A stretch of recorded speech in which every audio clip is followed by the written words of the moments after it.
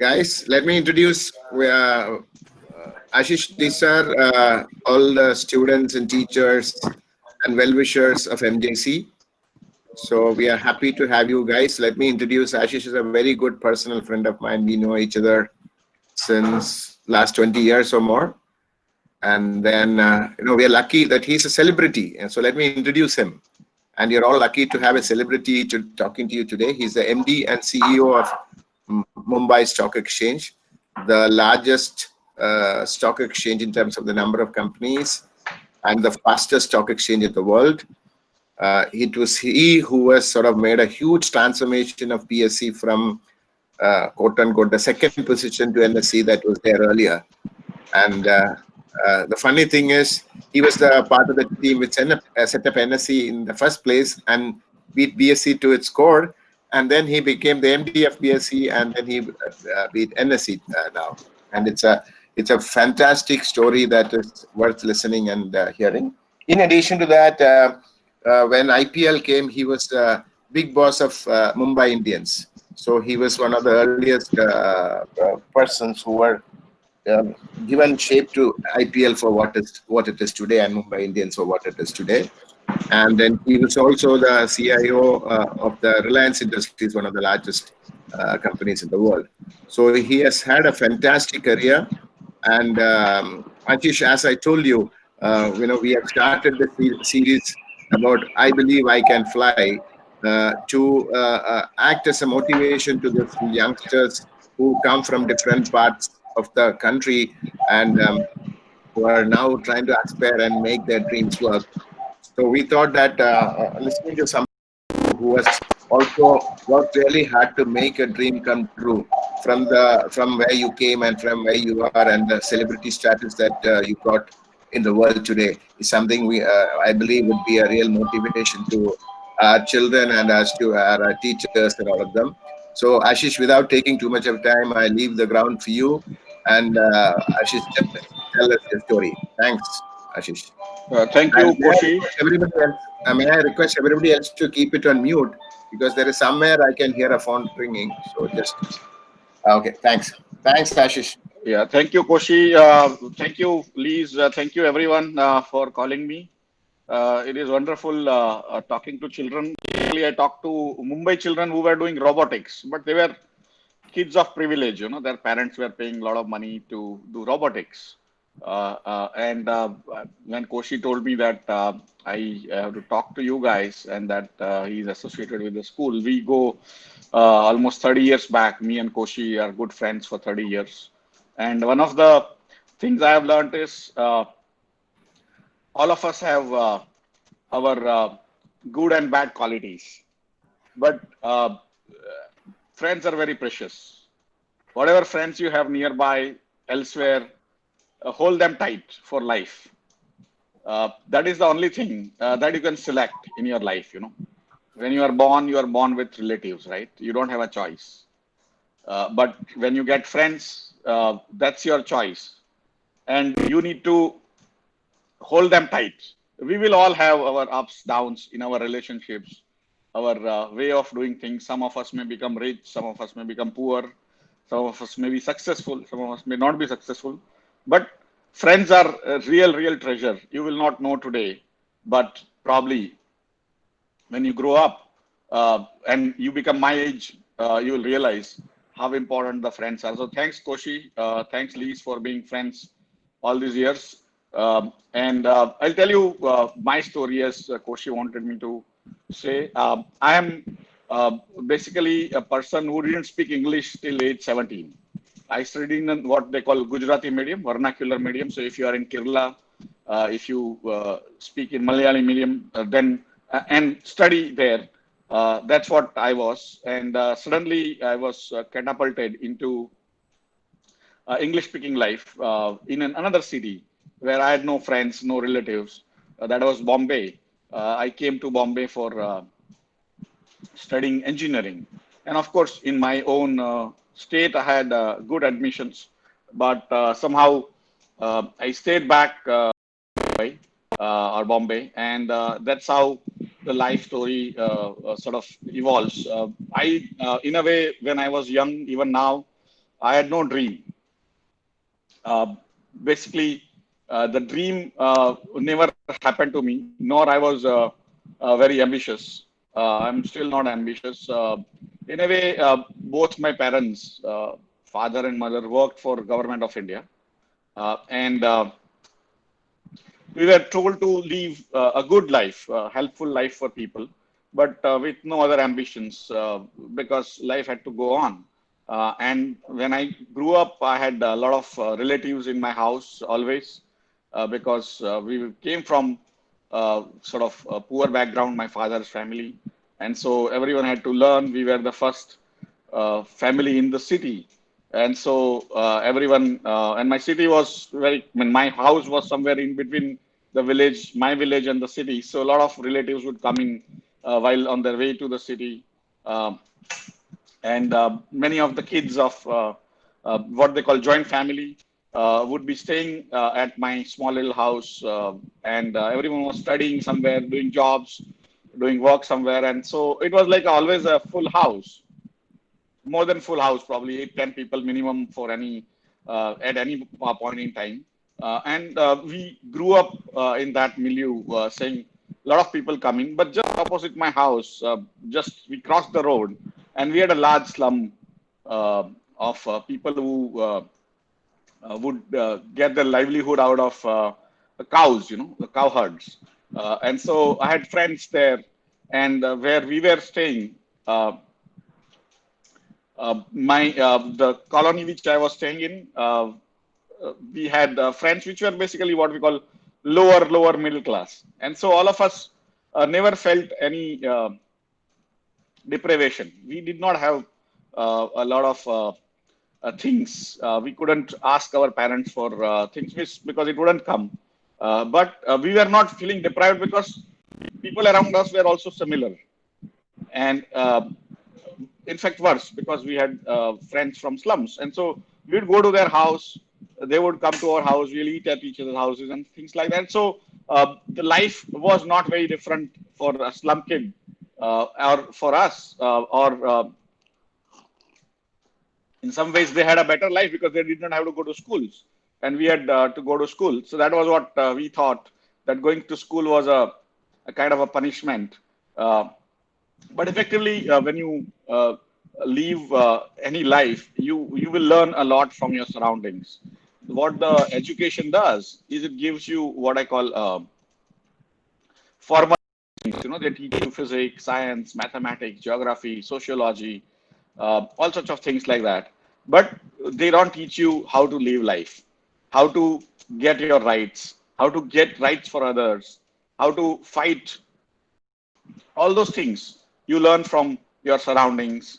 And if you come from poorer background, you learn probably more of that than what you learn from your schools.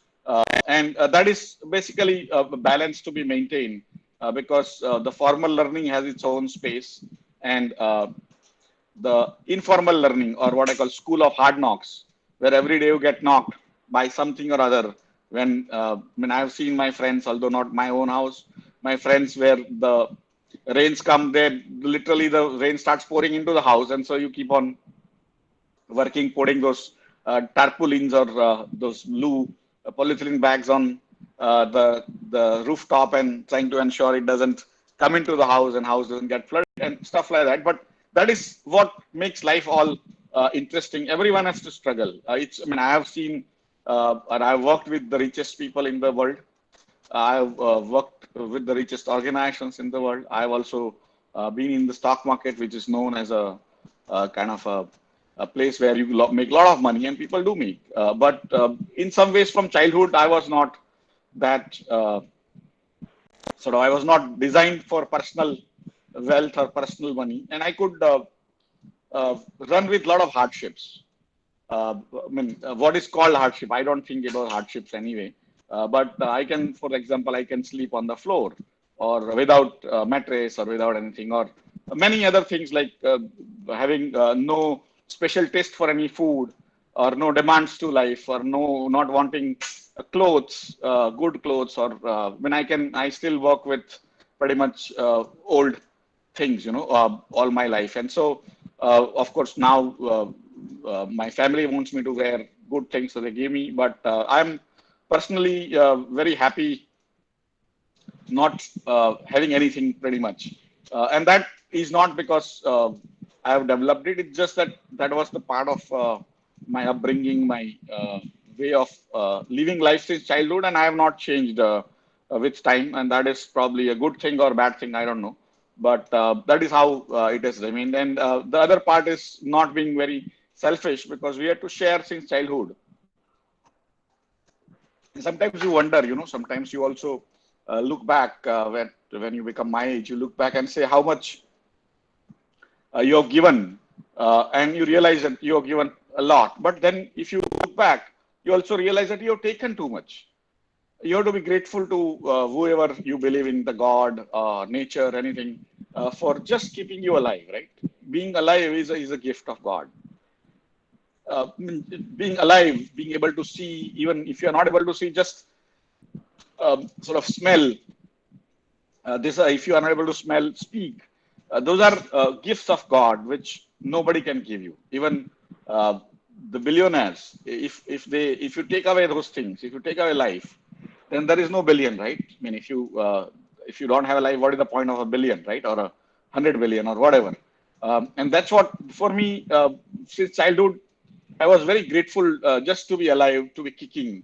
And I basically was a very lazy boy. So when I went to IIT, I mean, I was 17 and did not know English, except I had studied English as like one course, but you barely learnt anything there.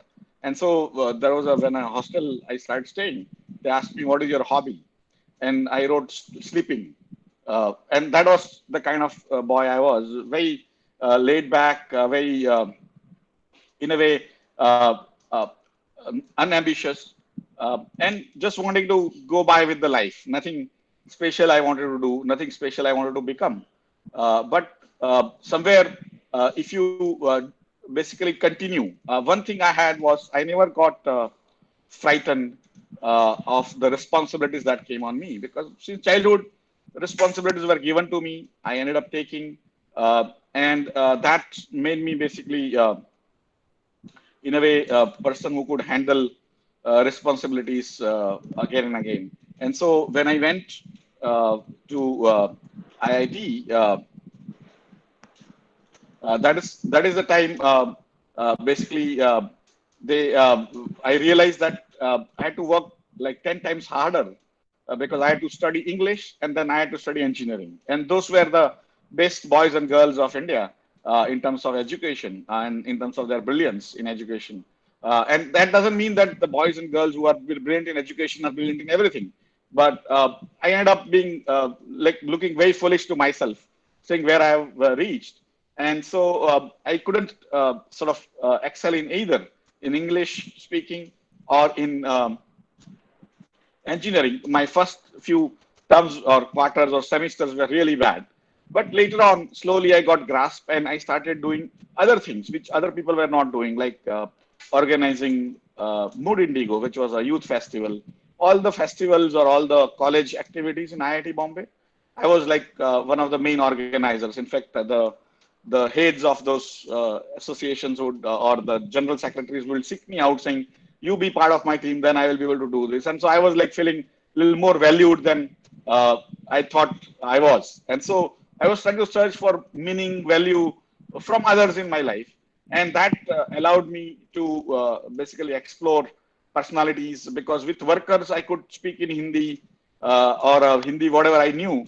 They didn't require English. And so it allowed me to communicate people, make them work with them, and take responsibilities, get things done. And at the end of 4 years, I started learning, I started speaking English well, but I thought I was a bad engineer. And so I wanted to do management because I thought I was good at management since I was doing all this organizing. And so I gave entrance exam for the management schools, IIMs. I also took exam for the engineering. And to my surprise, which is for the masters, to my surprise, I also was very good engineer, at least compared to other people. So I had got like huge marks in or percentile as they call it in an entrance exam called GATE, which is for engineers for masters. And so my own perception about myself was wrong, that I was a bad engineer. I was a good engineer, but I didn't think I was a good engineer, right? And that is sometimes happens to all of us. We may be good in something, but we may not appreciate our own goodness. And that is one reason, one thing I would like all of you to appreciate, that you give a lot, live life as it comes, don't be attached to things, but also appreciate your own quality. Sometimes we underappreciate ourselves, we overappreciate other people, which is a good thing. But also be aware of your strengths. Sometimes we may not be aware of our own strengths. And so I became good engineer. I passed exams with flying colors at the end of the program. But I also got admissions into the management. And so I thought, okay, I will go and do management. So immediately after the IIT, I went to IIM. And I had admissions into Bangalore, Calcutta, Lucknow, and all. Not in my own home city of Ahmedabad. But I went to Calcutta because I thought the left, I was very impressed by the Marxist philosophy. In fact, what had happened is when I was young, I used to read a lot, even though I do now. Pretty much reading is like addiction to me. And so my house is like even now full of books. Since I started earning, I started buying a lot of books. And now my house is so full that anyone comes to my house, we end up giving them books because we can't handle so many books in our house. But I was influenced by Marxism or communism from childhood, because in Gujarat and Gujarati medium school, the Russia used to send us free books in Gujarati. I did not have access to many English books, or rather, I couldn't read English books even if I had.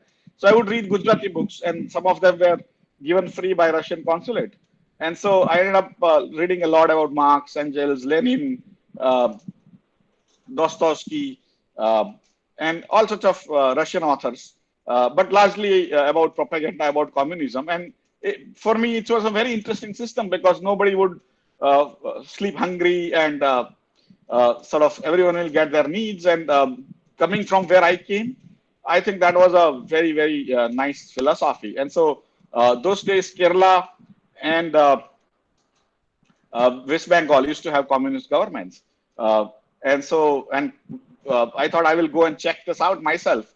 So I decided to go to Calcutta as to study management, which was like a contrast, because management is usually about capitalism, and this was about communism. But I wanted to check that out. One of the reasons, now I want to say that was the only reason I went to Calcutta.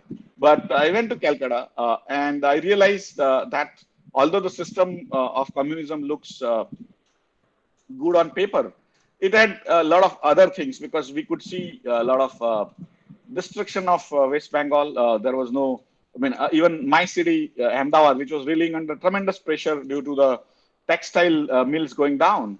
A lot of people were unemployed when I grew up. We had a lot of riots since childhood. Many people think when Modi came, the riots happened in Gujarat. No, in Ahmedabad, the riots happened 400 years back. And then every year, pretty much 400 years long history of riots in Ahmedabad. So we grew up in riots.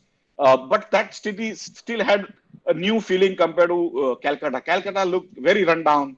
It was very grand at some point because it was a city of the rulers. The Britishers used to rule India till 1911 from Calcutta. And it had some grand buildings, but they had all gone rundown. And a lot of strikes used to happen. No progress was visible. A lot of red flags everywhere, but nobody would work. And so I kind of got disappointed in a way. On my own assessment of Marxism, my perception and reality of Marxism, people were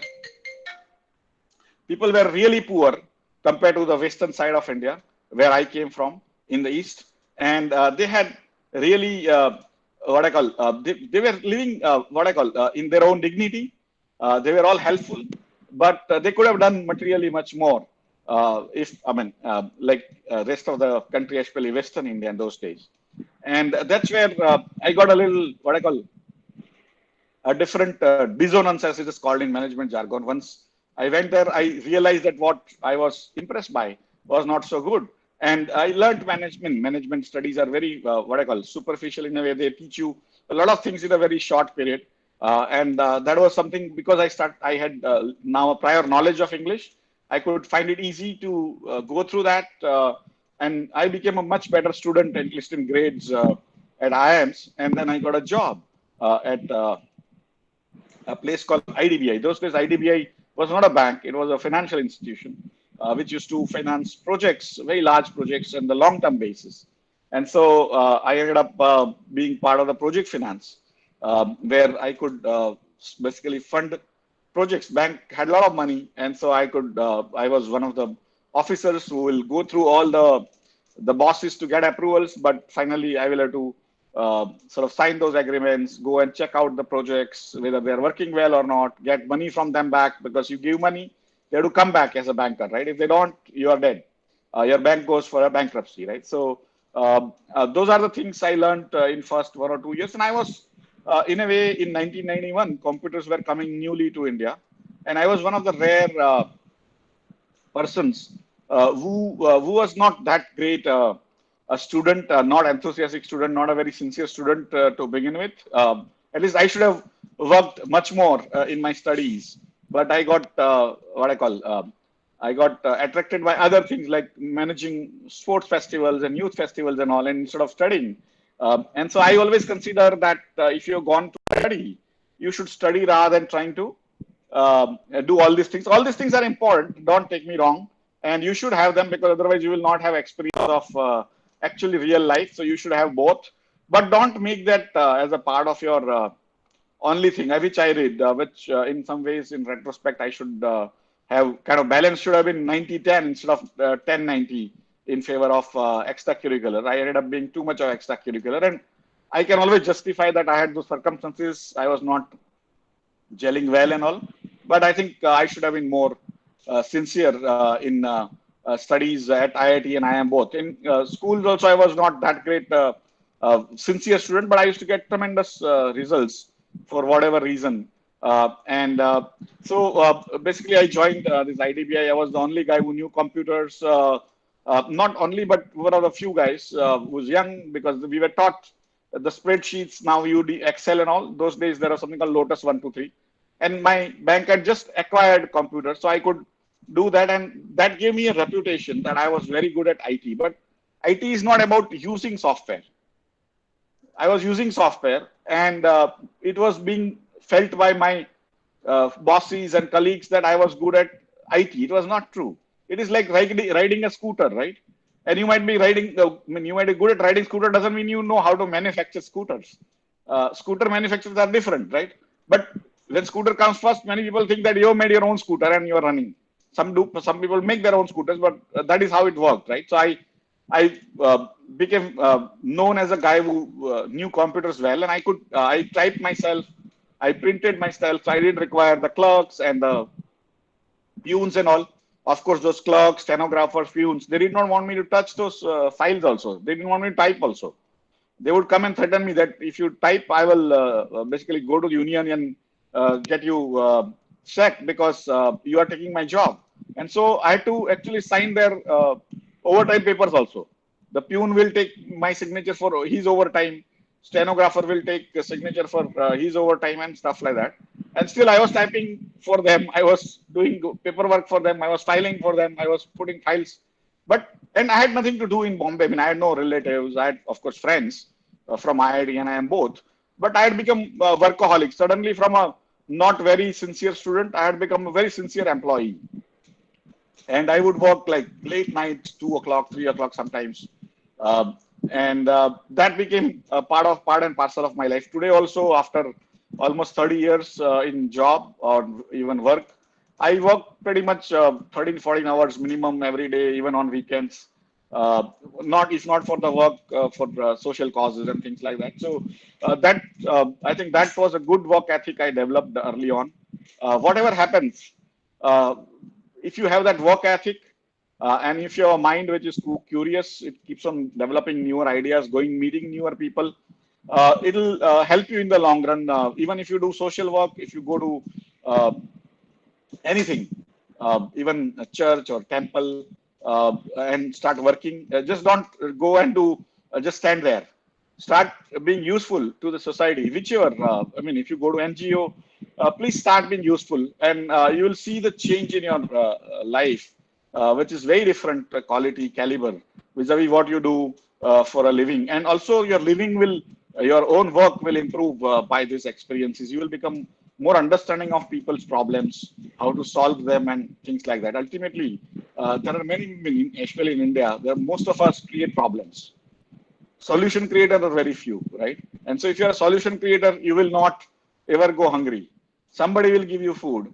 And as far as you get food, I don't think you will require much, because India, we don't even require too many clothes. And nowadays, clothes done pretty much 20 years, a t-shirt or a pant will take you very far.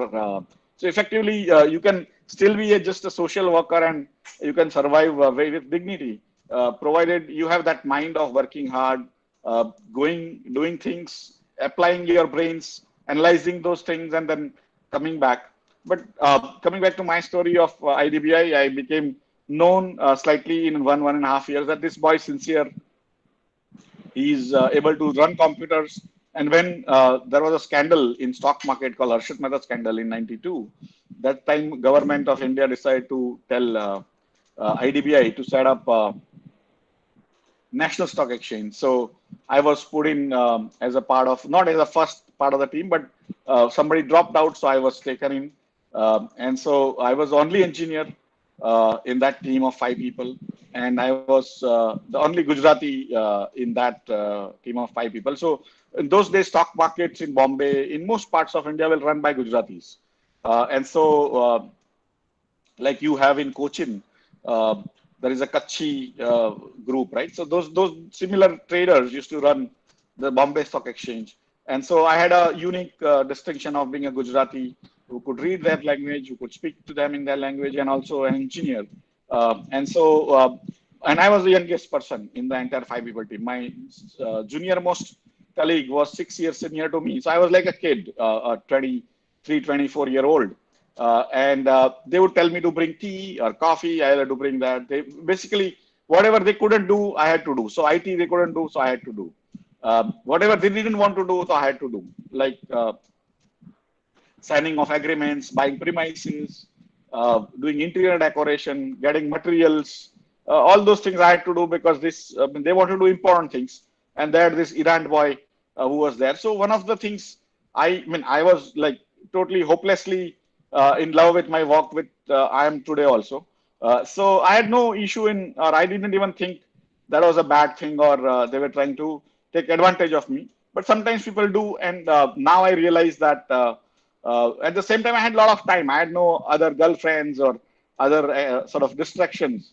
I had no family in Mumbai, so I had to. But I would work but literally if they worked 8 hours, I would work 16 hours. I would sleep in the office. I had no problem at all of doing those things, and that allowed me to learn a lot of things. So sometimes you get big degrees, and you think all these mundane things are below your dignity. That is not true. You get to learn a lot, and even if you have gone through degrees, you have not learned much. You have learned little of many things, but you have not learned in deep how things actually happen. And that's where I learned a lot from what I call School of Hard Knocks, from experiences which were given to me by my society, my colleagues, because they didn't want themselves to do it. So they ended up having given to an Iran boy. But I ended up learning satellite telecom first time in India. Nobody in India could teach me. So I had to learn from books. So that increased my confidence of my own learning, that I could learn things from books, which I also learned from in IIT and IIM, because of my unique problem with English. And so many things I did for India were unique. I set up NSE screen-based trading, which became very popular. I set up the satellite telecom, which became hugely influential in making India an IT hub for rest of the world. This was in 1993-94. I made the first private lease line network for India. I created many indices, in stock indexes and all. And I also started teaching, by the way. I set up derivatives market for NSE, and then I became also the listing head and many things. But effectively, it was like life was running very fast, and I did not have even time to get married.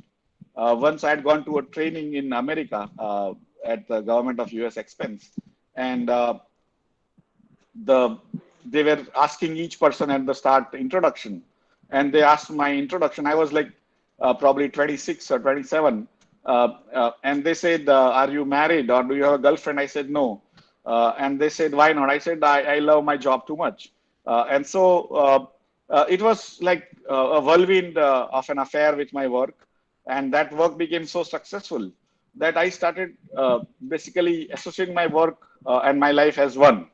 And that in retrospect was not a great idea, because in life you may have to continue, whereas in work you may have disappointments, you may have issues, and so the work became important, and the important people started doing important things, and they wanted you to go out. And so I ended up basically deciding to go away at some point, because I was not feeling comfortable. They were making my seniors were making life uncomfortable, so I had to move away, and I decided to go to World Bank. I thought World Bank is an ideal thing. And most of the time, what I've realized is whatever I thought I should get, I never got. In fact, most of the time, I never wanted anything. But even if I thought I should go to World Bank never came my way. And so I was interviewed in Japan. Once I was rejected. I was interviewed in US, and I was rejected. In a way, the job I went for, it didn't come to me. But during the US trip, I got a call from Reliance Industries and said that if you want to start your own market, we will fund you. And so I said, if I don't get a World Bank job, I will come back to India. And that time, my family had shifted to US. My brothers, mother, father, all of them were becoming US citizens. So they wanted me to go to US. But I didn't get the job which I thought was a good job, dream job for me. And most of the time, dreams don't come true. Let me tell you that. But whatever comes your way, you can make them bigger than dreams. So that is my story. And it doesn't have to be one single line. It's not a straight line. It's a lot of zigzag. It comes and goes, and you have to be ready to give up. You have to be ready to be disappointed. And so my dream of joining World Bank never happened, but most of my dreams never came true. And I came back, and I met Reliance people. I met Mr. Ambani, Mr. Modi, who is a very influential person. He had only called me, and they told me that if I want, I can start a team and create a new markets for petrochemicals for them in year 2000. And so I said, okay, now that I want to leave, and don't want to go to Delhi to work for World Bank, I'll join you in Mumbai. And so I coming from a background where I did salary was a big constraint, that I should get salary. I had no savings, so I should get a big salary. I don't want a large stake. But I didn't even bother about stake. But they said you'll have a stake, and I said okay, but you need to give me so much salary and a house, because in Mumbai house is a problem. Otherwise, almost the entire salary goes in the house. And so they agreed to that. And so I started working for that as a CEO in a company which was set up by me called actionnext.com. And I created infrastructure for B2B e-commerce. And I started petrochemicals market, paper market, steel market, like that, And it just next year, 2001, e-commerce went down of favor, and the entire world stopped e-commerce. And now, 1 year before, in 2000, I was like a great guy who set up NSE and who was flying high. In 2001, and in 2000, they funded me very large sums. Today's almost 500 crores. And I had 100 people team. I had started this markets, and money was spent. And now I was staring at a bleak future with 100 people's responsibility, 100 families. And I was like literally on road in a year's time, from 2000 to 2001. And my dream had shattered. Whatever dream, I didn't have a dream, but of starting e-commerce, but it happened. And I was now on road from sky high to now below the earth, and didn't know what to do, because it was not only me and my family, but my entire 100 people team. And so I went to meet Mr. Ambani, and he said, no, we are setting up this great telecom project, and you start working in that with your team. We will give you salaries, and don't worry. And that was a big solace to me, because, probably they kept me and my team because they thought we were sincere people. We were not cheaters. We lost the money, but we were not and they had money, of course. So they thought we would be useful somewhere, and that's the kind of uh, power of sincerity, but that's also power of a good person who could identify you and not just throw you out. So I started working, I mean, with my team, being trying to be helpful, because what happens in large organization, if you are not taken for the job, or if you are not temporary, because consultants come and go, if you are part of the sort of part of the organization but not part of the team, they throw you out because they don't want you. They don't want extra guys who are not reporting to them. And so everyone was trying to throw me out from their teams, and we were still trying to stick around. And we were like doing that for almost 3 years. And then one day, Mr. Ambani called me at like, and we used to work day and night just to be useful and justify our salaries.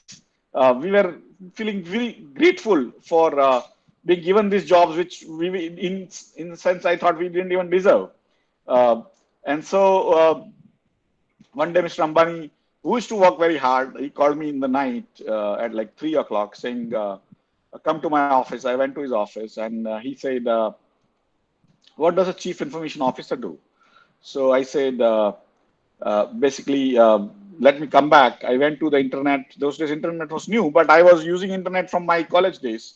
And so I went and checked out the job specification for a chief information officer for a telecom company. I wrote that down from 2, 3 places, covered little, and went to him next day. And he looked at it and said, "We have this issue of the billing in Reliance Infocom." That was the company then. And why don't you clean it up? You are the CIO now onwards. And so he made me the CIO. He must have seen something in me, which I did not see myself, frankly. But I could clean that up, the entire billing system, which had like huge problems. And the company became profitable. In the meantime, the brothers split, Mr. Senior Ambani and Junior Ambani.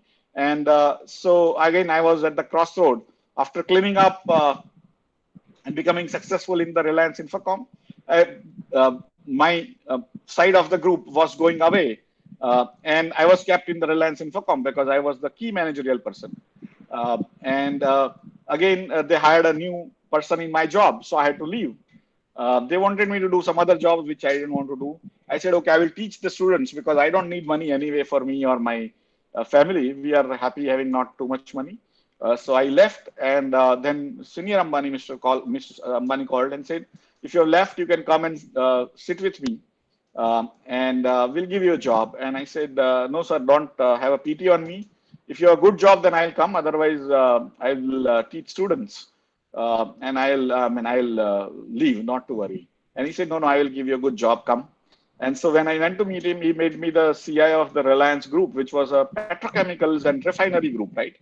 It was nothing to do with the telecom, but he made me that, and that was his confidence in me that I will be able to do that job. And that is another point that sometimes if I had wanted to do something, it never came to me, but something which I never wanted to do came in a very large way, right? It just changed my life. The other thing I never wanted to do was IT. I always thought I was good at finance. I had done MBA in finance, right? And I was teaching derivatives, and I set up derivatives and the stock market and all. And I thought I was like the pioneer in the stock market, which I am. But IT is something which got me the money. IT is something which allowed me to move around, to sustain myself in a financial way, right? Not the finance, because finance is basically doesn't change much as one would like, while as IT changes every day. And whatever the reason, but IT was not leaving me. And so whatever my dreams or whatever my paths which I had thought I was good at, it never happened to me. Something else happened, and it happened so much better that if I'd got to know my own path, I would have been probably what I call a middle layer IDVI person for entire life at most. I mean, promotions would have come, but at some point in time, you would have exhausted. And I was not a rich man's son. I had no business for my family. Otherwise, I would have got stuck there. Life allowed me, and I was so flexible to do any job that anything that came my way, I would say, okay, sir or madam, I will do it. And that probably is a very unique thing I have seen in other people. I have studied a lot of successful people. I worked with them. I have been on stage with them. I have seen them. Most of them have a what I call a single linear path to success. I don't think myself to be very successful, but my path has been very zigzag, very unsuccessful in most areas, and success comes once in a while. But that takes you to the next orbit or next level of life. And ultimately, whether you make a lot of money or not in life, if you had what I call many experiences now after so many years, I had pretty much the maximum experiences of any type in my entire generation. So today I'm like 52. From 40 to 60 years old in India, I would say in business life, I had the maximum sort of experiences, most important projects of India in last 30 years. I've been part of, in fact, in the center of those in commercial life, whether it is in retail, whether it is in cricket, whether it is in oil and gas, in refinery, uh, in stock markets, in banking, in mutual funds, any area broadly in commercial other than probably healthcare. Even in healthcare to some extent because I was part of setting up biosciences framework, and so broadly every area I have been party to because in a way I was not rich. I was not saying this is only the way I will live life, and I had curiosity. I would learn anything myself, right? By reading books, by thinking, by talking to people. And that's what kind of sustained me. But I basically became part of Reliance Industries Group. And then Mr. Ambani said, can you do public relations? That is the media management. You know, this media, all this television and print and those things. Those days, internet was, social media was not great, but it was just coming up. And so I also learned how to do media management and very successfully at that. And then they bought a cricket team, which they told me to run because I was very enthusiastic cricketer with very little talent, but a lot of enthusiasm, right? Which happens to most of us. Like if you love football, you may not be great at playing football, but so what, right? You still can be a football fan, and I was a great cricket fan. And that's what basically Mr. Ambani thought that I will be able to run it well. So he gave me the additional job of running the cricket team also. And so I was running many hats. I did the Reliance Petroleum IPO also. And so it was fun time. It was like a lot of excitement, a lot of important work, very larger than life work. But I never kind of got involved in terms of money or glamour. All those things were in a way not for me. I mean, from childhood, I mean, I've done a lot of stuff. But I don't get involved in glamour or involved in. I mean, I manage it, but ultimately, it's not for me, right? So it doesn't mean that it doesn't have to be for you. But the type of person I am, I just have to come back at home and eat home food. I mean, whatever I do in five-star hotel, it just won't make much difference to me because the same food, I don't have that kind of taste in life. That doesn't mean you shouldn't have. You can indulge in whatever you feel like, but I'm just saying it happened to me in such a way that today also, after all the stuff I do, I still I carry my lunch box, I carry my breakfast, I carry my dinner. But if I come home early, I will come home and heat up the dinner and eat that, right? So that's how I developed myself, or I kind of lived my life. But anytime any work given to me, I end up doing. At some point, my wife, who is a doctor, there was a company which my colleagues had set up to run IT for stockbrokers, giving them software solutions. My wife was part owner of that, and that company got bought over by BSE. So we were happy to sell it because again it had become large and we couldn't manage it. So BSE ended up buying that, and they were in search of such a company. But they put a condition that I have to work with them for 1 year because they thought I was very good at IT for stock markets and also the stock market regulations and derivatives and all because I had studied up for India.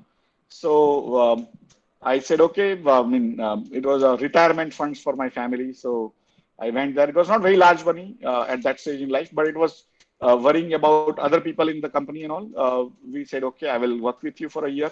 And now it's 11 years. I went there only for 1 year. Later on, they made me CEO of the company, the exchange BSE.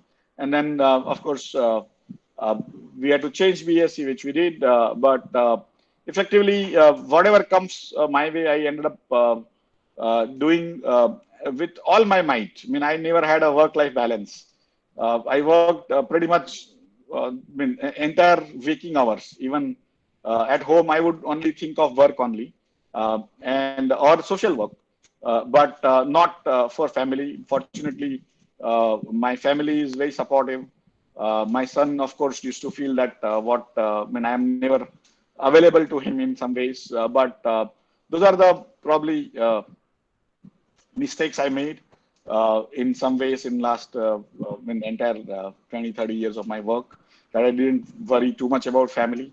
I ended up also getting diabetes and at very early age, and um, uh, cholesterol and other things at around 32, 33.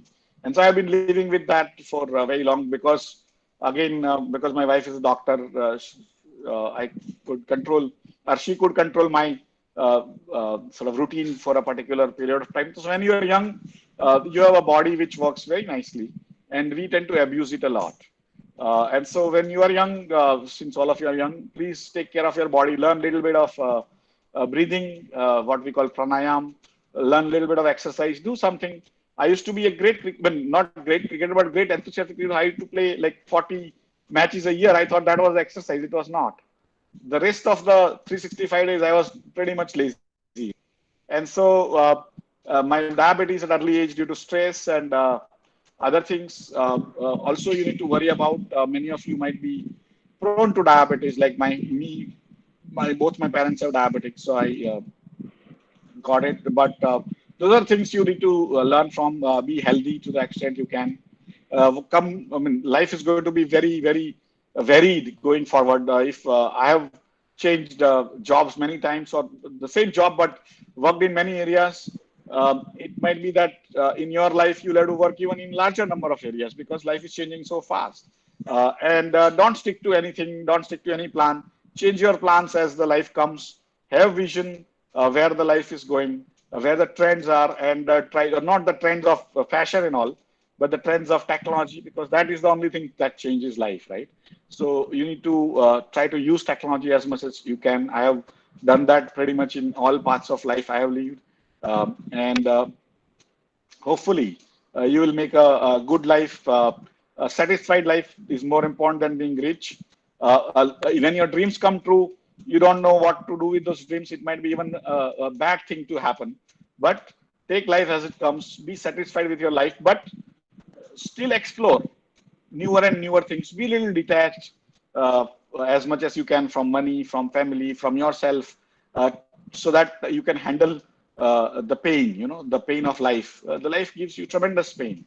But if you can handle it, at the end, you will be a little relaxed person compared to what the pressures you take. And so those are my learnings. It doesn't mean that all those learnings you will remember or you have to use them in your life. But life, even if dreams don't come true, even if you are the last bencher, if you are not the most important or most clever or most studious person in your class, don't worry. Uh, there are different designs for you. And every day, if you learn, uh, if you every day you apply, every day you evolve, at the end, you will be a much better human with much better understanding of life. And of course, if you have a little bit of money, that goes on giving you comfort. Build your nest egg or retirement things and save them in many places, not in one bank or one other. It goes down and you go down, right? So do it. I think there are people who will teach you finance on how to do it, how to save and all. But try to create a balance in your life and be healthy. Health is the only thing you have. And first duty you have is to yourself. I didn't realize that for very long. But when you realize, when I realize it's very, very long, but when you are young now, and so worry about it, be healthy to the extent possible, try to be sincere, whatever you do, try to evolve, don't get stuck into a particular career path or mindset of not doing things, evolve, sort of play around, tinker with life, and hopefully you will have a good life. So I hope this was useful. Thank you.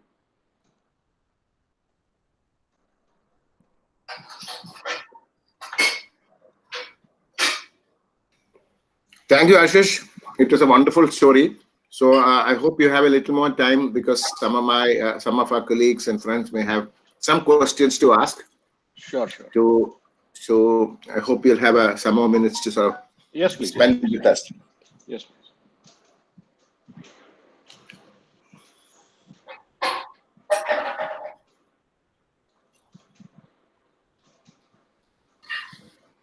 So while I'm waiting for the uh, uh, there's a question that coming. I'll read out for you. How we will make ourselves addicted to study and books? It's It's a asking you person. the secret. Yeah, it's a personal trait. There is no secret about it. See, if you're curious, you don't have to be in books only. I mean, I happen to read books since childhood, and I was curious in a way. I experienced life out of my own little existence of my city and my cycle and all, which allowed me to go to library, which was a little far, but my cycle allowed me to go, and it happened to me. But if you are interested in machines, you can handle your machines, and of course today with your mobile, the entire library is not one but millions of libraries are in your hand. You can read the things you want. I had to read what was available to me, but you don't have to be addicted. But if you want to be, today is the best time that anything you want to read, anything you want to even listen to. Today you can be addicted to listening to TED talks, or the sort of talks on finance or anything. I mean, there are MIT courses, there are Stanford courses, there are IIT courses available.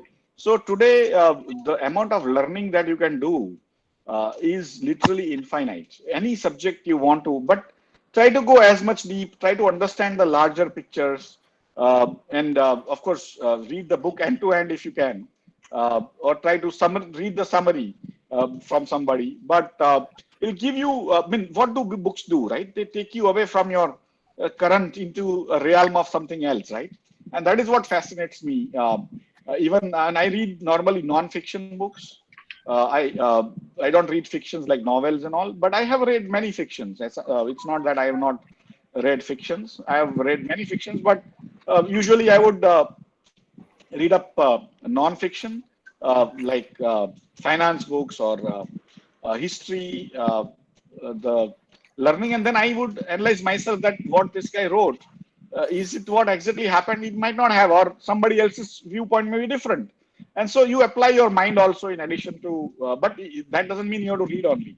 If you listen to somebody in a lecture or in a just a television serial or a sort of a YouTube thing, you don't have to even pay money for Netflix or whatever thing.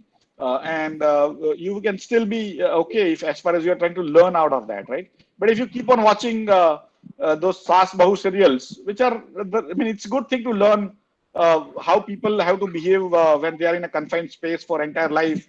They ended up hating each other, right? Mother and daughter also ends up hating each other because they have to be in the kitchen 20 years, and they hate each other because of that. But beyond that, there is not much learning, that you hate each other and you scheme against each other. So each, and then you become Nagin or whatever, serpent, and try to bite each other. But beyond that, there is nothing much, right? So try to expand your television watching somewhere into other things on science, on other areas of life. And that would be, in a modern world, you don't have to be bookish, which in my way, in our times, we did not have any, even television was not there, right? When we were children, we did not have phones. So we couldn't talk to people outside of our small little area. Whereas you have tremendous power to go out and reach out. So don't take my learnings as your learning, or don't try to imitate me in any way. It's your life, you have to make it, but try to expand your knowledge, your vision. And once you have reached that goal, if you had, then you have to create new goals, right? So, and you have to learn more. You have to have a large heart to fail and wake up. When we are young, we are used to failing, like we fall and then get up, and that's how we learn to walk. But as we become older, like 5-year-old, 10-year-old, we start developing ego, and then we stop learning. We don't want to fail. That's why we don't get into newer areas. So if you give up that ego, at least for some time, suspend your ego, learn newer things, try to do things with your hand, like how to milk a cow, right? Milking a cow is a very interesting thing. If surrounding, If your cows, you try to milch, and you learn so much more than that book which tells you how to milch a cow. Even swimming, I never learned swimming in life. But if I have read many books on swimming, but I don't know how to swim because I never went into the water. And once I went, I actually drowned. So idea is do little experiments, don't be only bookish. But today, more than books, you also have other ways to learn from other people's experiences of vision, of thinking. Those you should take up in your life. Just don't imitate me by books because I had very little means. And my circumstances of those days in 1970s did not have those instruments which you have: a television, a telephone, a mobile phone, an internet. All those things we did not have, right? So learn from there. Ashish, we have a question from Farida Mariwala, one of our board members. She's a very active person in our school. She said her thoughts are like this: absolutely amazing talk, totally resonate with your journey. Your humbleness and openness is very inspiring. Then she asked you a practical question: how would you handle politics in your space of work and life? So she's not asking. I always ask myself. Yesterday somebody told me that you are Forrest Gump of India. There is a movie called Forrest Gump. It should be available on YouTube. Check it out. It's about a simpleton who goes on running, right? And so I've run all my life. God gave me what I call the strength to run, of course, with all my illnesses and disease like diabetes and all. But it's still strength to run in a simple way without worrying about my personal benefits and all. And a huge amount of politics happens, especially poorer the group, and we are a poor country, right? So you get to see more devils, right?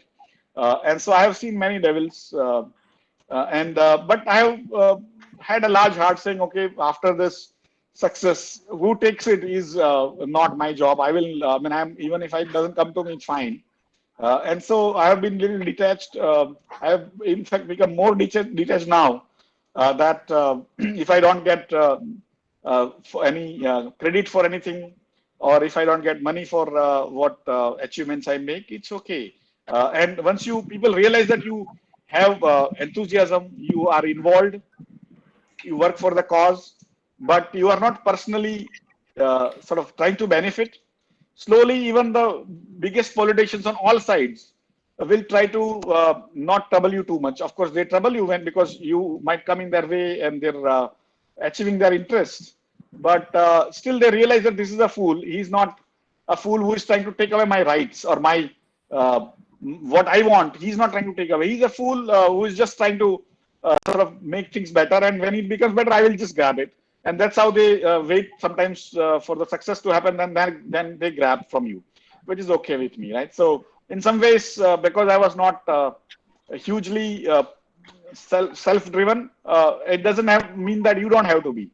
The politics is a day-to-day part of life. You have to understand. You have to work around. Otherwise, no amount of technology, no amount of goodwill, no amount of skills or hard work will get you to become any successful, even in the even in the charity. Even there, the politics happen. When more than two people get together, it's politics, right? And so it'll happen. You have to take it, but you have to have large heart.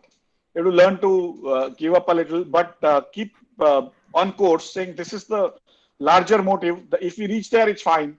So continue chipping at it. Don't lose your confidence. Don't think it's not going to happen. Create bypasses and try to go closer to your aim or the aim of the project you are working for as long as you can. And that's how that doesn't mean that is the only way. There are probably better ways which I have not figured. And there are more successful people in making money than me, and I'm not that successful in making money. But probably idea is to have large heart and continue, and probably one or two things in your life out of 100 things you want to do come to fruition. You will kind of think life is worth living for, right? I hope this is an answer to, I mean, it's not exactly an answer, but it's an answer to your It's a very interesting point of view, Ashish. We have more questions coming. I hope you won't mind. Yeah, sure. So we have a lot of kids sitting together and listening to you in the campus in our hostel. So somebody from the team has sent a comment saying that, sir, your struggle yesterday is a success of today, and that has inspired us a lot.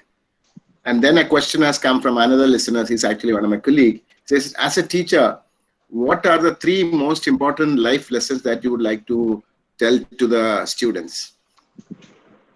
Again, we may give a lot of lessons and all, but I mean, it's each person has to also figure out for themselves. So as I mean, at least when I look back, probably I would say having a larger heart, not having too much of anger to things that don't come your way is a pretty much a minimum necessity for living.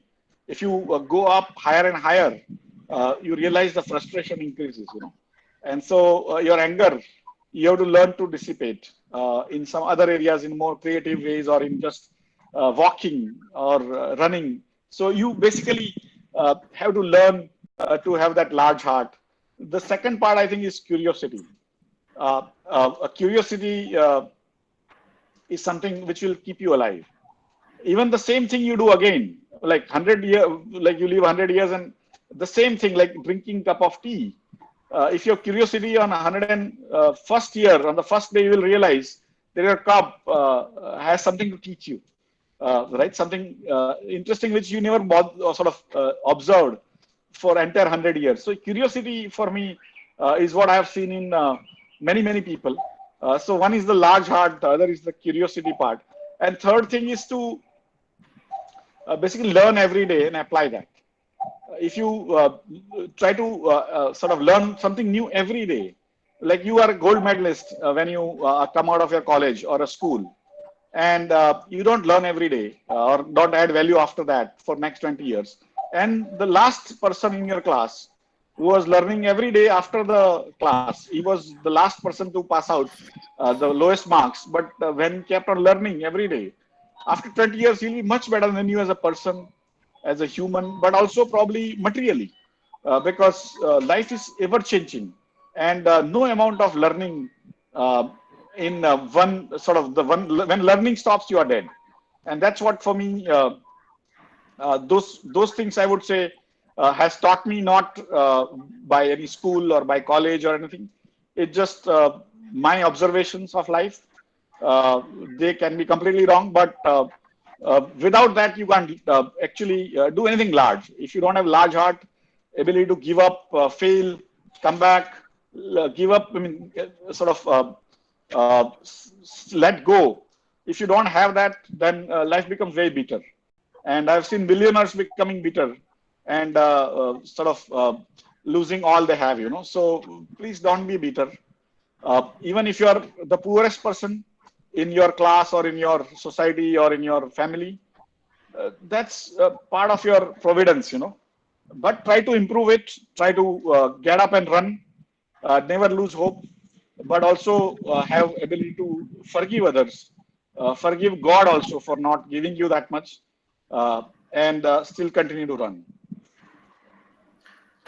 What's your plan to use your intelligence and your achievement in uplifting the poor people? That's a question from another member. See, for me, I have because I have seen poverty up close. Not many people have seen the way poverty I have seen, and I still do.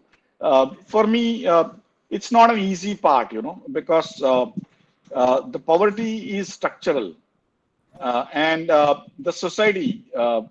All of us want our poorer neighbors to come up, but not much more. We want ourselves to come up more, and so the difference needs to be there. The large difference. So the elites don't want people to come up, and that's how the society is structured. Even the slightly less poor don't want the worse poor to come up to their level. They want that guy to come up, so they may give him a little bit of food. But if he becomes slightly richer, they will start hating that guy. And so that is basically in human nature. The society is how they structure themselves, develop themselves. And that's why, for me, the way out is by two things. One is technology. If you teach technology, if earlier Indian society did not allow most people to learn newer things. So if you're born into a carpenter's family, you have to be carpenter and your grandchildren will be carpenter. This is happening for thousands of years, right? Whether we call it a new phenomenon, it is not. It is old phenomenon that we have a birth-based situation in every religion. I don't say it's only in Hindu religion. Every religion of India, this is the same thing broadly. Some religions allow little more movement, but we stop people from learning from other experiences, other things, evolving and learning other things which are not in their family. And so the technology is now allowing you to teach newer technology to other people. So if you just give a mobile phone and internet, people will learn a lot of other things and they will apply. So that's, for me, technology is the only change. And in next 50 years, more wealth will be created in last 10,000 years. What was created in last 10,000 years by humankind, that much wealth will be created in next 50 years. So the great wealth is going to be created, and what will create that wealth? The use of new technology, not the old technology. Old technology will not create much wealth. And so who can learn newer technology? Younger people. If you can teach younger, poor people newer technologies and open their minds to learn newer and newer technologies, because in next 50 years, I have another hypothesis that 70% jobs or work will be such that we have not even thought about them today. We can't think about them today. So if newer things come, if they learn newer things at that point in time, then they will be better off than even rich people who don't learn newer things. So for me, the learning, the brain usage is going to be your tomorrow. And the second part, one is the learning part, technology part, on learning old, newer learning continuously. So that attitude to learn is one part. And second part is basically intermingling. How do we allow people to sort of collaborate, work with each other, not only in India, but abroad? And that is also happening very rapidly. So in some ways, getting people just to learn from each other, now society cannot stop them from learning unless we stop internet and make it exorbitantly prohibitive for poor people. So what I call, if you have learned of the story of Mahabharata, there is a story of Eklavya. You know that Eklavya story, right? That Adivasi boy learned by looking at Dronacharya, who was the teacher to the rich, to the prince. And finally, that Eklavya's thumb was taken as a Guru Dakshina, right, as a present to the teacher. And even teacher even didn't teach him. But for me, the modern life is about all the poor Eklavyas, and their thumb will not be taken if we allow them internet and the larger screen. I'm telling you, we have 1 billion Eklavyas who will transform themselves and transform India to a level which no other country will do. And because we are a young country, we are technology savvy, we are future-looking country. We are not forward-looking country, right? And all of us want to make our life better, even the poorest person to the richest person. And today we are not subjugated. And so I think Indian youth has tremendous opportunity, but they have to learn, they have to apply, they have to have that hunger. And it is our onus is on us as adults who are thinking to make them available. That internet, the fountain of knowledge, that is for me, the internet, those videos, those write-ups, those books, and then you will see the Indian youth and allow them experimentation. Today, you don't require much capital to raise wealth, right? You require some little capital, which we need to provide them. But we require a lot of brains, which all our children exposure to the newer technologies, newer ways of doing things, and even thinking. I think India is going to be a great place in 20, 30, 50 years from now. The next one, thank you, sir, taught us that being poor is not a disadvantage. We need to learn to come out of poverty and work hard to achieve success. It is simple and inspiring. This is from our young students from the school. So the next question from them is that, sir, who is your favorite author? I have a lot of favorite authors. There is a recent guy uh, who wrote, name will come to me, but Nassim Taleb. He writes usually in finance, but it's an understandable finance if you are a little elder. Um, uh, you basically read up Nassim Taleb. He's an interesting guy. He's also on Twitter. If you follow him, he's a little eccentric, but he's one of the best brains we have in the world today. There is another opposite guy. He's not exactly the same. He wrote a book called *Sapiens*. So if you search for *Sapiens*, a lot of copies might be available. Nassim Taleb's books also might be available in many places, available for download on pdfdrive.com or anywhere. But this *Sapiens*, I'm forgetting the author's name, but he's like brilliant. The first book, *Sapiens*, was really good. After that, he becomes a little more boring. But *Sapiens* was one of the more seminal books of our times. I used to learn. I mean, I used to read Peter Bernstein a lot. Um Peter Bernstein used to write history of finance, risks, and all. On management, I like Ram Charan. If you Ram Charan, but if you're young, don't worry about all this. Probably *Sapiens* might be something you might be able to relate with.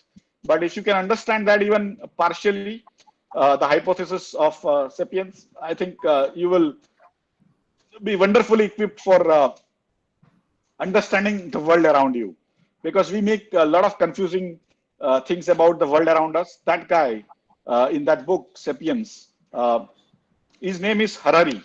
Um, the author is an Israeli gay, a professor of history.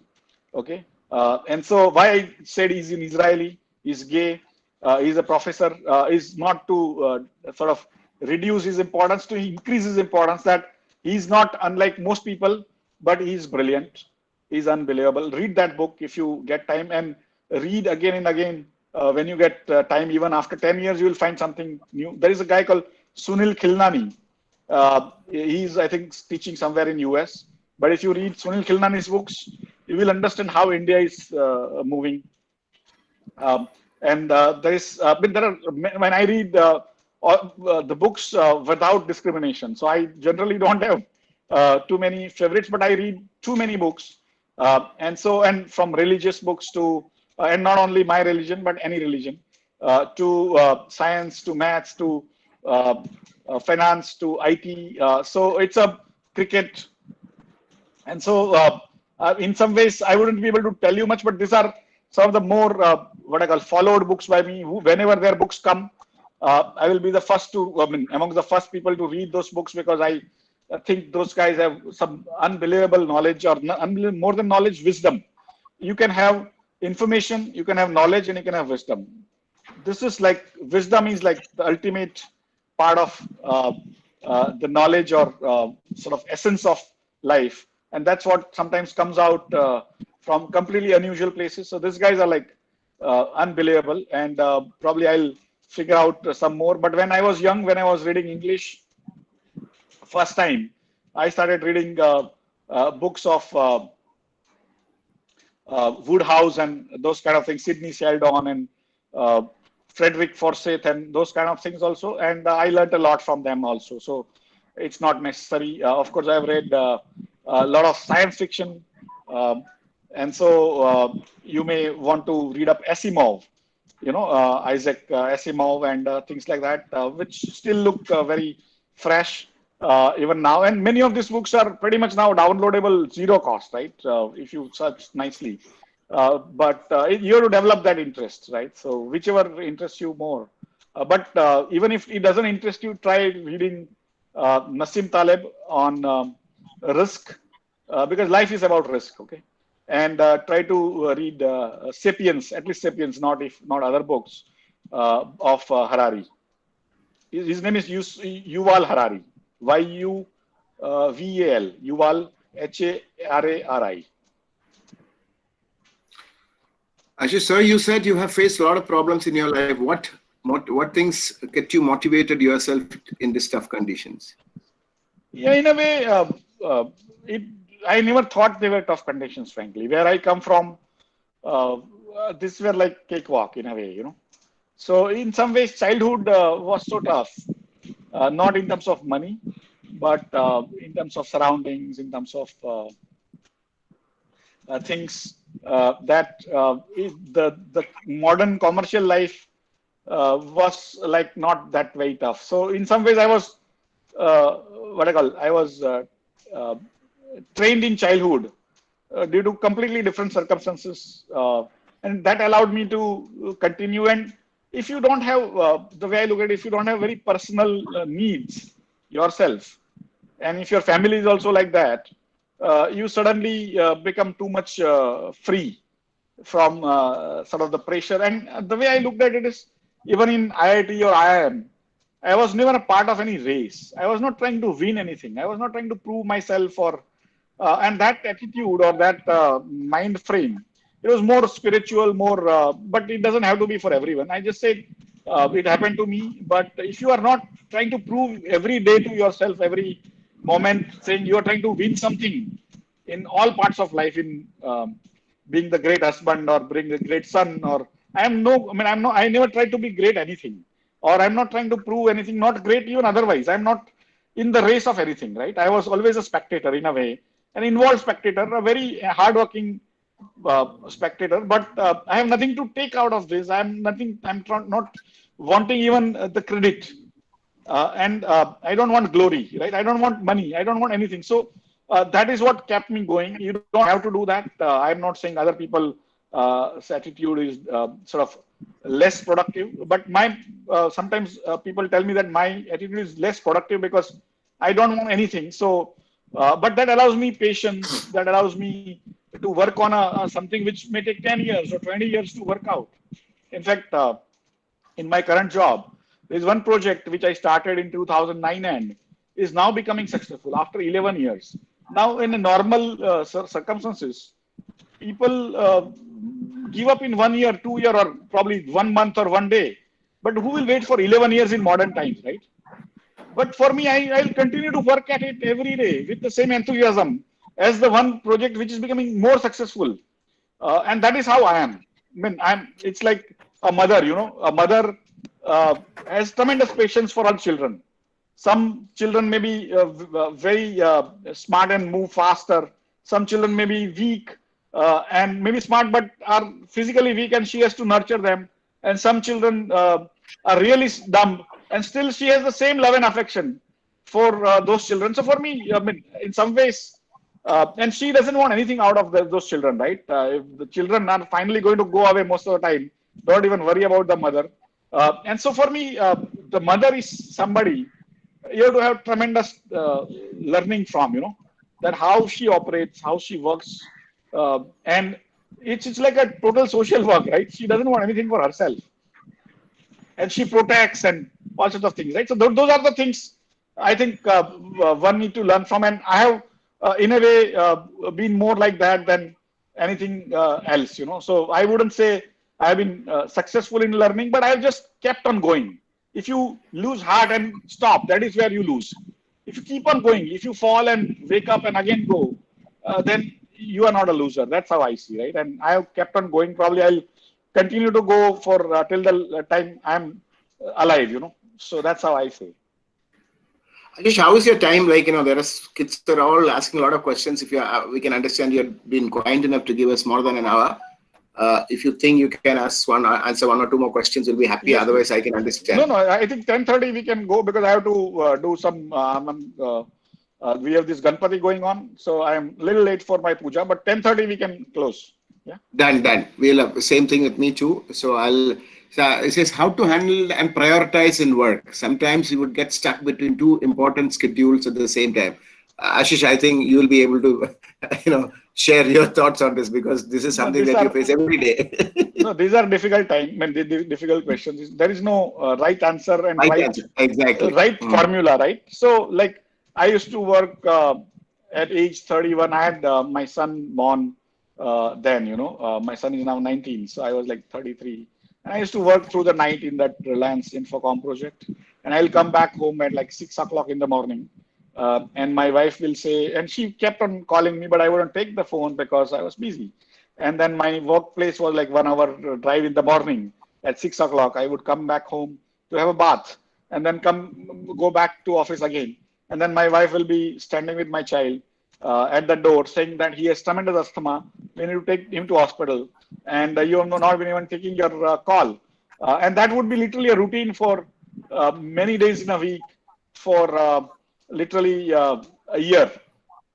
And she's herself a doctor, but the asthma was so bad and the child was so young that we had no choice but to take him to hospital every day, pretty much, or every week, 2, 3 times. And when I look back, in a sense, I was not that responsible. I should have done it, come earlier, be part of the parenthood, and also taken those responsibilities. But in a way, I will go take him to hospital, do this nebulizing, we'll come back home, and again I'll go back to work. Then next day, the next night again same thing will happen, and I wouldn't sleep probably 2, 3 hours even for 7 days at a stretch, and that's how I got in a way diabetes also. But also my worry about my own son's life and things. So I had like worries, but I was not responding adequately on that physicality of being there. Not that I would have added much value, because my wife was a doctor. She had given up her job because we had no family in Bombay. And so those are the things which happen to all of us. I try to be a little more responsible now to my family than what I was before. But I don't know if I had done anything otherwise in those days. And my wife wouldn't get frightened, unlike other women, because she was a doctor. She had, she was an MD, right? So entire her 10 years of training of doctory had helped her sort of know how to do things. She would take a taxi at 5 in the morning and take him to hospital and things.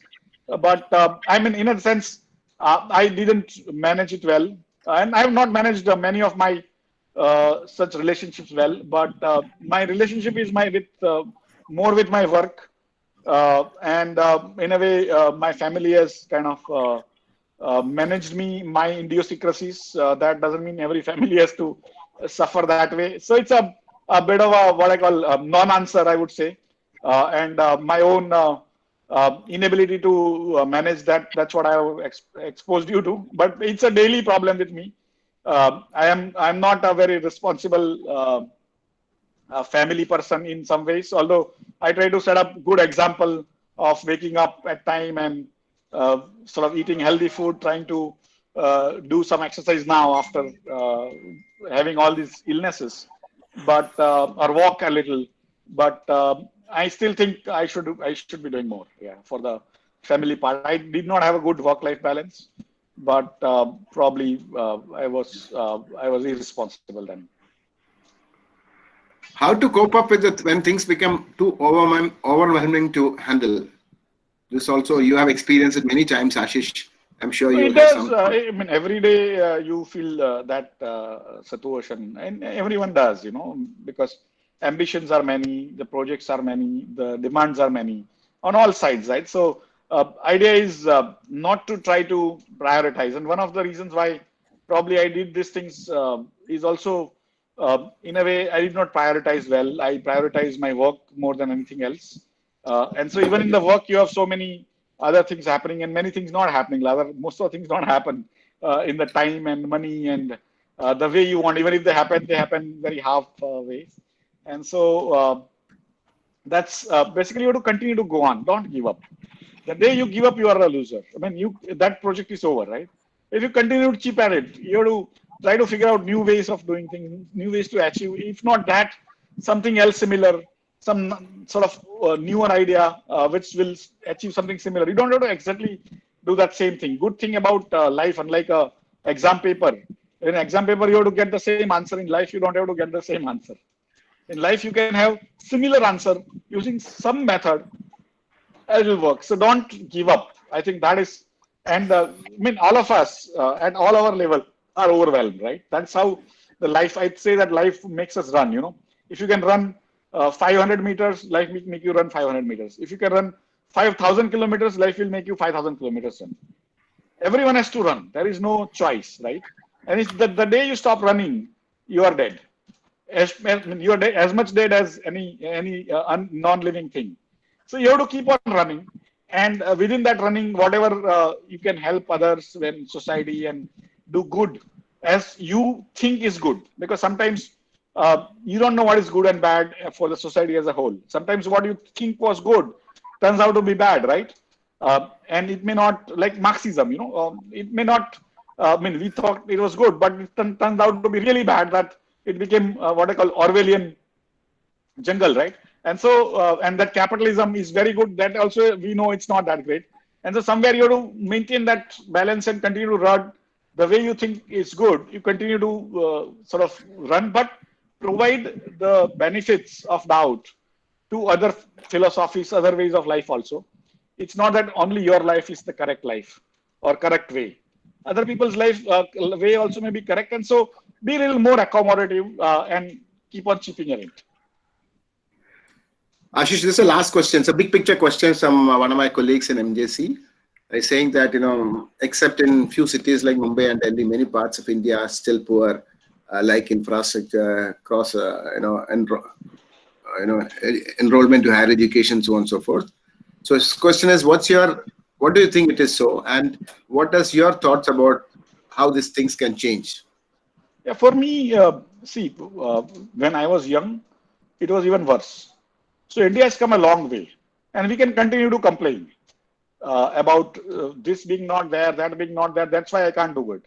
Like there are children I see studying in streets, and there are children of rich people having all cars and tutors and all not studying.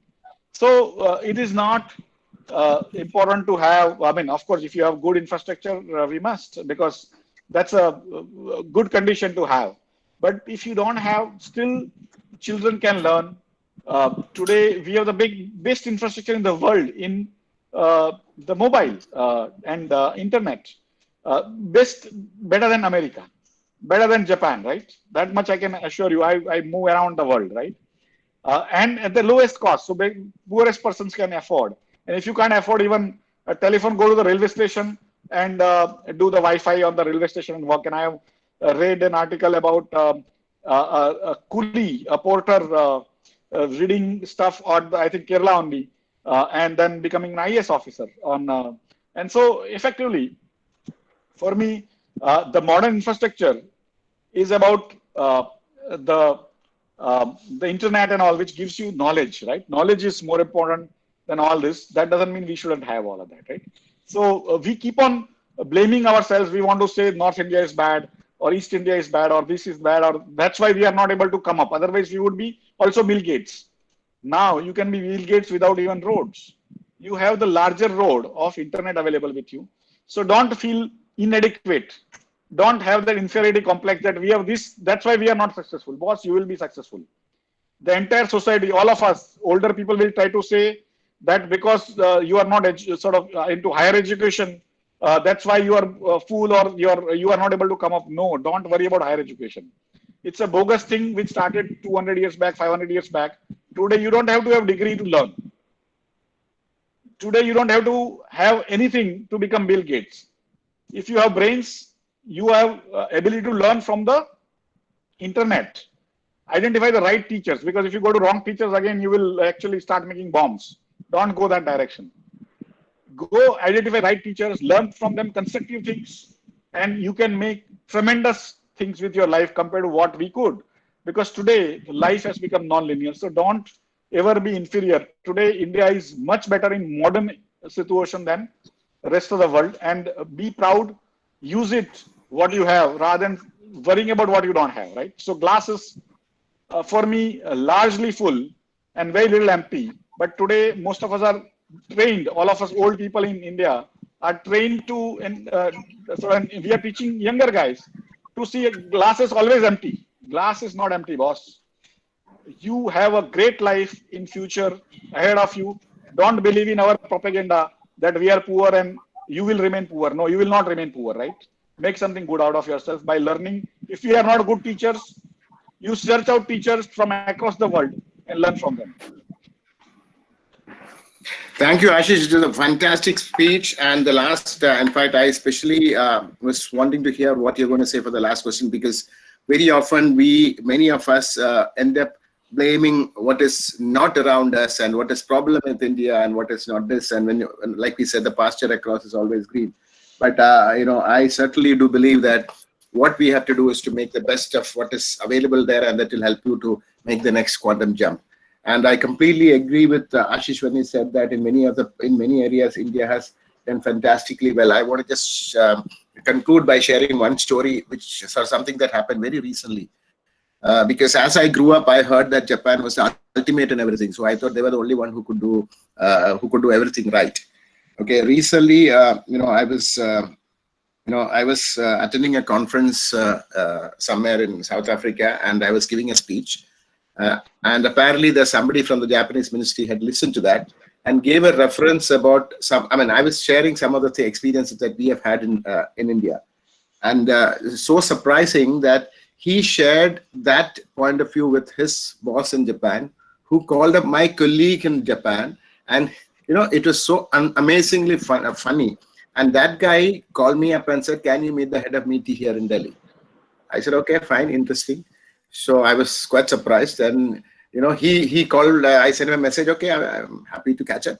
So then he said, "Can I take you out for a lunch?" I said, "Of course." I was quite surprised that somebody calling me out for a lunch. Very often I call out other friends, people too, for a lunch. And then Ashish, then he said, "Koshi," he has that Japanese accent. He said, "Koshi, India has done two things much, much better than Japan. Many things maybe, but I know two things." I said, "Tell me what it is." He said, "What you have done with UID and UPI is amazing. Japan has not reached that level. We want to work with you to take this to other African countries." It was, and he's a very senior guy from the Ministry of Economic Trade and Industry. And, he was openly admitting, there are many, about what he sees, the great things. Very often when we are here, we don't see that. So, I remember when I just finished my engineering, since my brother was in US, he asked me to come over and join there. That was the time, if you remember, Ashish, even your younger time, that was the thing. Going to America was the ultimate thing for any of us. And I was being given something in a platter, and I just thought about it. I said, "Mera Bharat Mahan."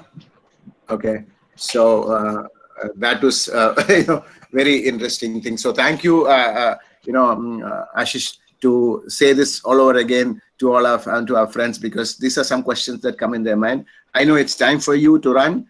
I would like to just thank you on behalf of the campus, and can you just share on behalf of all the people at campus, how you felt about it on behalf of all the girls in the campus? Ashish, first of all, thank you for sharing and opening up your life to us and sharing such a rich tapestry of experience.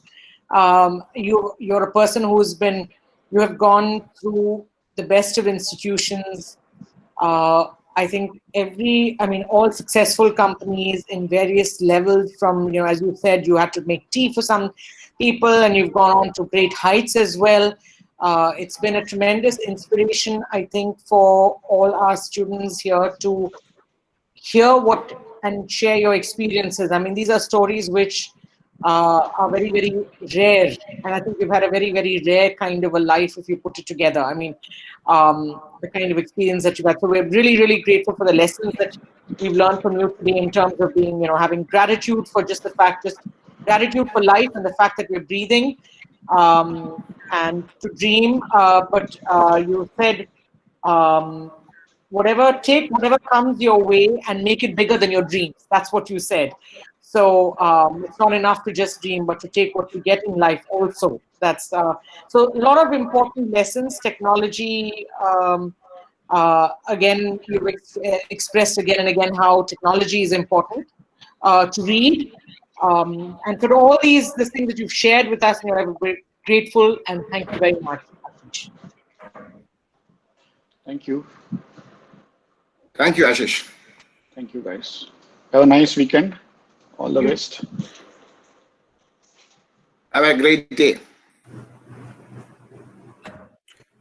Guys, I hope it has been a fantastic talk. he was open enough to bear his personal life of his success and his failure, his plus and his minus. Because when we discussed with him, we had told, I told him that, these are a lot of youngsters who are trying to learn the lessons of life. And the lessons of life is not just about plus and the success, and lessons of life is also about the failure and what's to learn from there. And I hope that you are able to, appreciate all these various dimensions and take it forward. Thank you. Have a nice day.